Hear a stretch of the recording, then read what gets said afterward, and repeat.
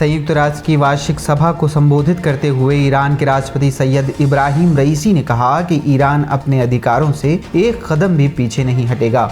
जुल्म और अत्याचार के खिलाफ ईरान के संघर्ष का उल्लेख करते हुए सैयद इब्राहिम रईसी ने कहा कि हम सदैव ही दुश्मन की साम्राज्यवादी और तानाशाही नीतियों के खिलाफ खड़े रहे हैं। दुनिया के दूसरे कोने से मिडिल ईस्ट का नक्शा बदलने की साजिश का जिक्र करते हुए सैयद इब्राहिम रईसी ने कहा कि क्षेत्र का नक्शा बदलने की साजिश को ईरान ने अपने लोकप्रिय जनरल कासिम सुलेमानी के नेतृत्व में नाकाम कर दिया। सैयद इब्राहिम रईसी ने कहा कि हम शहीद कासिम सुलेमानी का इंतकाम लिए बगैर चैन से नहीं बैठेंगे जब तक अमेरिका के पूर्व राष्ट्रपति को अदालत की ओर से उनके इस अपराध की सज़ा नहीं मिलती, हम सुकून से नहीं बैठेंगे।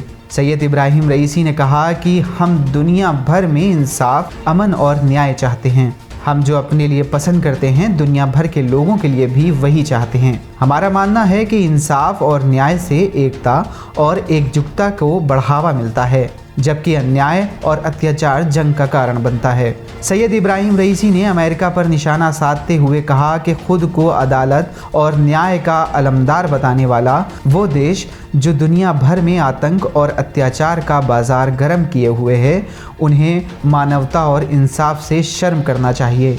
कुछ समय पहले ही अमेरिका के पूर्व राष्ट्रपति ने कहा था कि ISIS संगठन को अमेरिका ने बनाया है। हमें इस बात से कोई मतलब नहीं है कि अमेरिका के किस कार्यकाल में ISIS का गठन किया गया था।